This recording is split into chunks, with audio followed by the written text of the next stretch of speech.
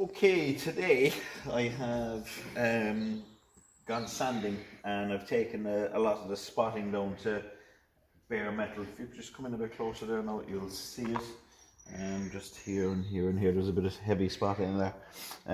Cleaned up the brake servo as well. That's going to get a nice coat of black, and just getting this all smooth because I want to prime it. So that's that side taken care of. Heading over to the side now, just making a start on that, and just taking it back to bare metal, and any of the other little bits of pitting that we treated earlier. I want to get those down. We get the ABS pump here out of the way and start cleaning all that off, and then get the primer on it, and at least that much will be done. Because what I'm thinking is on the 5th, if it's a case that I'm not allowed to open, I'll probably paint the engine bay myself here, so that'll be ready, and at least I can put the engine and gearbox, get an engine and gearbox for it and put that in, and at least at least I'll be able to do that. I won't be painting the outside of it myself.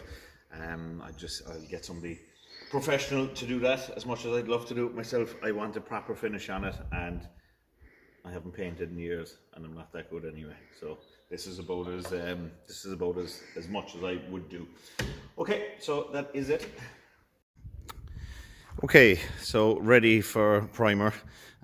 Taped up the floor. Now I'm only doing it with an aerosol can, but I'm probably got an OTT with the masking and stuff. But I obviously don't want any paint on the carpet, and there's other bits here as well. I just don't want any overspray on. So the brake servo is exposed because that's going to be painted black anyway. So everything here now that's bare metal is going to get the etch primer. And then once that's on, then we'll be able to flatten it down, and it will be ready to paint with a fresh coat of red. So this is why I'm glad I actually taped up the floor. If you have a look at the floor down there, see all the drops of paint, and you can see the runs here on the wing as well.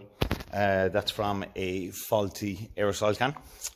So I don't know, something's wrong with the nozzle in it. It's just not manufactured right, and it all bubbled up and came pouring out. So lucky I did put this stuff on the ground.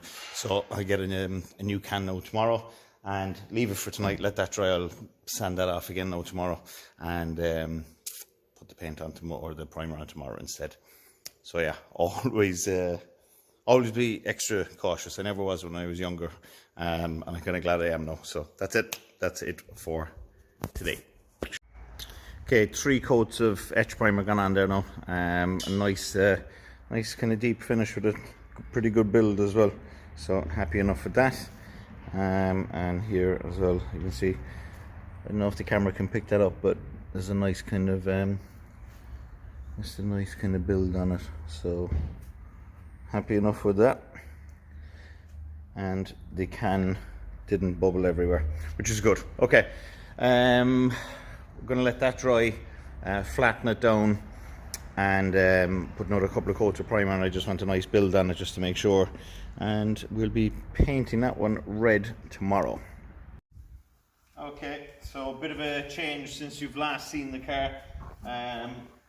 We've got all the etch primer rubbed down and taken away a lot of stuff there now as well, and completely masked off the car, and just about to give it a nice coat of Ferrari red.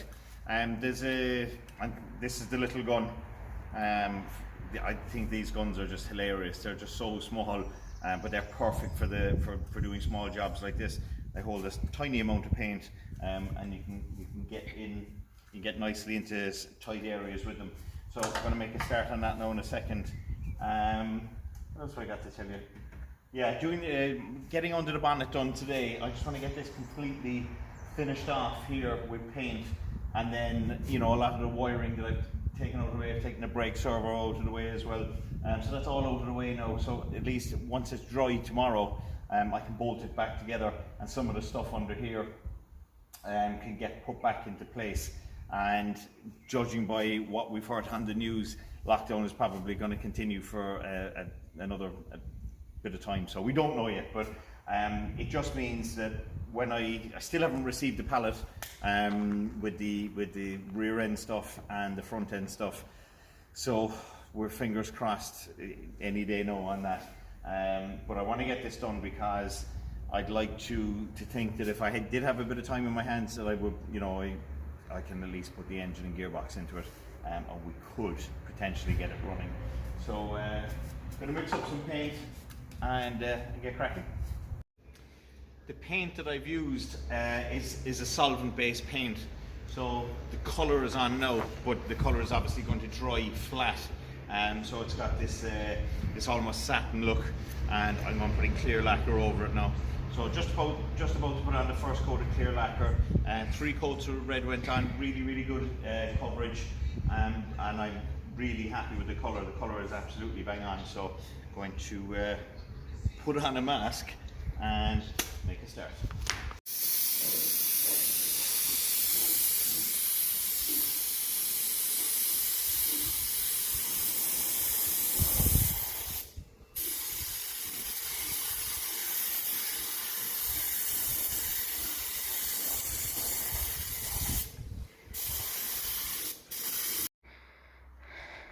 No, that's not bad, all things considered. You can come in a bit closer, I can have a look. So I'm trying to get the light. There's much point getting the light under, as I suppose. Turned out pretty nicely. Shock turrets there are lovely. Look, it's nice and you know, plenty of lacquer on there. Like, I suppose, look, that spray gun that I was using is a cheap and cheerful gun. It's also got a 0.8 mil tip on it, which the flow is very restricted. So when you actually see me painting it, I'm painting really slow because it's not a whole pile of lacquer coming out. So if you're used to painting, you're used to painting fast, you won't get a decent finish on it because of the size of the nozzle. So that's why I was going quite slow, and in the end I started just like absolutely loading the lacquer on, just to try and get a smoother finish. But I'm happy with that for under the bonnet. You know, tidying up here now, we're going to bolt in the brake servo. All this plastic here, the staining on the plastic, when we were washing down the engine, or washing down the under the bonnet here after taking it out of storage, it was so bad that we were spraying wheel cleaner on it, and the wheel cleaner actually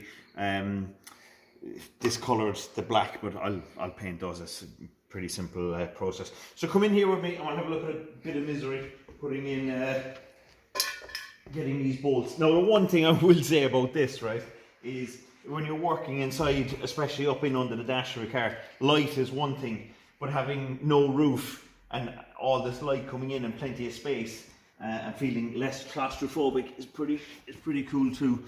So we're gonna, as you can you see in there? So right up in there, we've got the 4 bolts there. We got the prong from the servo coming through there. So we want to put, there's a pin here. You're going to put that pin across and get the spring. There's a spring there as well. Get that spring on there as well. That's the spring that retracts the brake pedal. So we're going to get all that on and bolted up. Plug back in the brake switch. Put back on the panel, and happy days. Let's have a look here. So yeah, I'm going to do that there now.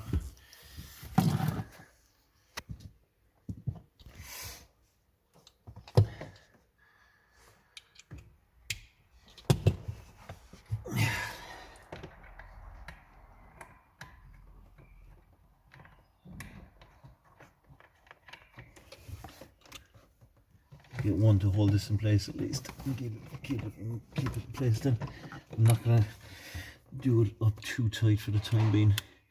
I get on the top there now as well and draw it in with it. Access is pretty good on this one. There's a slight wobble on the extension that I have as well, which is good, and it'll help us get it on.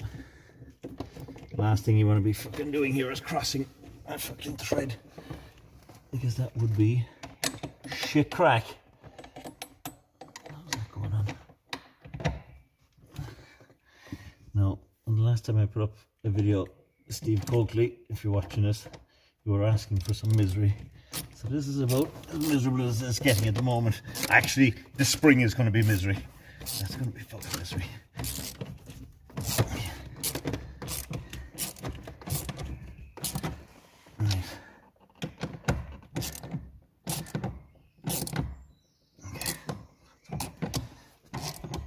here on the ground, come to the side, we have all our new steering stuff. 2 wishbones, 2 back bushings, 2 anti-roll bar links, 2 inner tie rods, 2 track rod ends. Okay, so these wishbones should have a U-shaped bracket here that the anti-roll bar link sits into like that. But unfortunately they didn't come on it, so we had to take the ones off the old wishbones there, and they have a stud that sits in it and goes through here, but it's sheared because it's pretty rotten. So we're just going to knock this out now, and hopefully it comes out all right. Straight out. Happy days. So we give that a clean up now, put a new couple of new bolts, because the bolts that was the bolt that was holding in the link, and if you can see there, there's a nasty groove in it there, and it's fucking maggoty. So I have all new bolts and nuts there anyway, so we'll be putting those in. Give that a lick of paint, keep it freshened up like that, and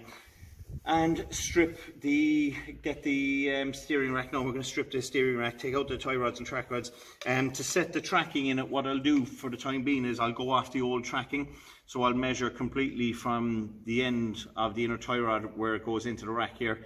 I just want to make sure that the length of the treads here are the same as well. So we're going to take measurements from here right out to the center point of the ball joint on the tie rod, and measure that exactly. Screw this one in then to that exact measurement, and the tracking should be close to where it was. And then obviously we can get it lined up properly afterwards, rather than just putting it in and the tracking being all over the place. So we're going to go off the old one. So get all this together now next. I've just taken off the tie rod and track rod end.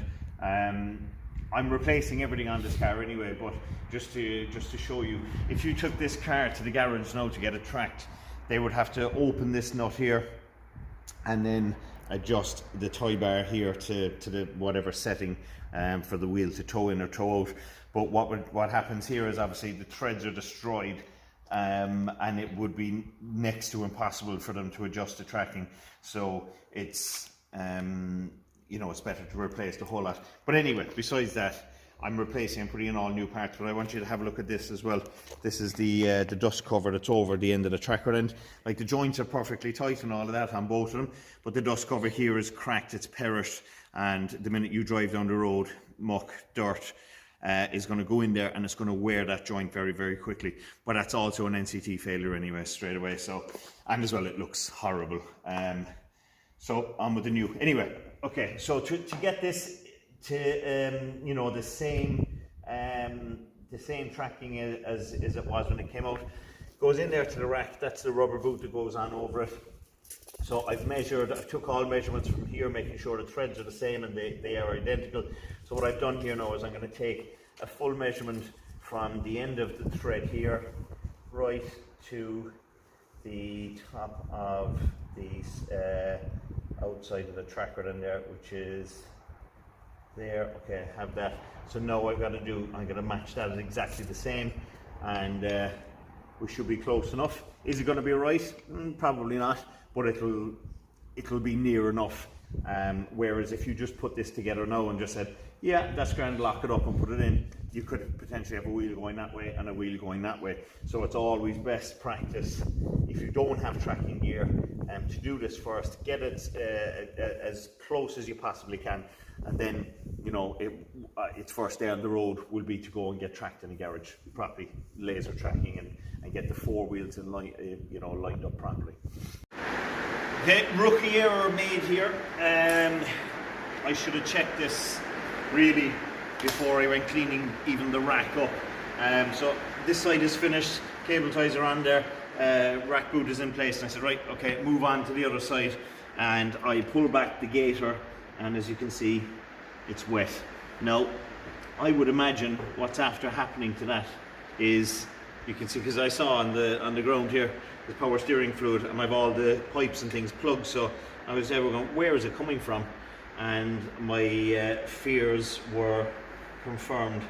So you can have a look inside here if you can. See that muck that's there now? Yeah. So what's after happening is the shaft here on the rack built up with rust while the car was parked up, and when I was moving the steering in and out, the rack in and out, the surface rust will have burst the seal, and the power steering fluid that's in there just came out. So we have to get a reconditioned or another second-hand steering rack. Now fortunately, I was just on the phone to the man that I'm getting the parts off, and the pallet of the rear subframe and the front stubs and stuff is being collected in the next half an hour. He has one of these racks out on the ground, and he's now throwing it on the pallet for us, which is good. So hopefully I'll have it tomorrow, but that's a stupid mistake of mine now. But anyway, look, it doesn't matter, it's out on the ground anyway, that's the main thing. So kind of halts progress somewhat for today. So what I might do actually is I might just do, I was going to say I might put the subframe in. I probably won't. You know what? I'll just leave all that now until tomorrow. I'll take this assembly back off, and actually I might take that assembly off and get my measurements again, and at least I'll be right, and I'll just be ready to bolt into the rack then tomorrow. So yeah, we'll crack on with that. Okay, not a great day today. I was continuing on and going at the wishbones, and on the back of the wishbone here, you can see, so there's no bushing on that, and the bushing is over here, so that's the bushing that gets pressed on, and when I was pressing it on, the bushing, the inside of it shattered, so they are scrap. So that's it. Can't do any more with the front end now today. I'm just going to park that, leave it there now, and continue on with under the bonnet, some of the brake pipes and stuff, and some of the stuff that I took down for painting the engine bay. I'm going to put all that back together now, and just start tidying under there, and hopefully tomorrow I'll get the parts I need for the back end of it, and we can continue on from there. But as regards anything from a part standpoint today, no good. Alright guys, we're going to end the vlog with this last clip that I want to show you. So maybe earlier in one of the other episodes you probably heard that I said there was a couple of pieces of rust on the car that I'll just get the torch 1 second, that I needed to get cut out, and that when it was going to the body shop it was going to get welded in. You know, my mind changed now. I cut it out myself and we got pieces welded in. So here we have it. We had a small part in the boot. This was a bit rotten here, so I cut that out, welded in the new part. That's on a surface, don't worry about that. So we got a new panel in there, and underneath here as well, just underneath here, you'll see this panel. It's gone in here, and actually both panels. That's the underside then of the other panel as well. So there'll be a coat of under seal. There's that seam sealer that's gone around it there now. So once that's dried, I'll be putting on another coat of scotch. But you'll probably see that the paneling is red. It's because the steel that's gone into it, I cut off the wing that came off the front, so kind of upcycled and put almost like a skin graft, if you like, and put a bit of the car back into itself. So solid as a rock now. So we're going to wait for that to dry. A couple of coats of scotch. I got good news a while ago, so the pallet has left Wexford, so fingers crossed we'll have it tomorrow. And I was able to get another power steering rack as well, so that's coming, and we've located an engine now as well. So we literally have absolutely everything. All we must find is an exhaust, and like if that's all we're looking for, then we're going well. So I'm going to end the vlog here. The next episode will have all the rear end. It'll have the preparation of the rear end. It'll have the fitment of everything, and that's miserable. That's probably going to be tough. The easy part of any of these restorations or any of these things is taking apart. It's taking anything apart. Anybody can do it, but it's putting it back and putting it back right and putting it back in the right sequence is the tough part, and that's always a bit slower. But look, we're going well so far. No major bad luck. Few hiccups, tiny little things. I wouldn't even call them. I would say it's plain sailing so far. So we're going well. Things are good. Thanks for watching. There's loads of people really interested in this build, and it's nice to share it with you all. And for me, it's really nice to kind of go back to my roots as well, and you know, go back into doing something with cars every day of the week. And it's also nice as well for Caleb to see and to get involved in as well, because he's the man behind the camera all the time at the moment as well. And it was his 14th birthday yesterday, so he got he helped with the painting, and it was nice. So all is good. Okay guys, thanks for watching, and talk to you all on the next one.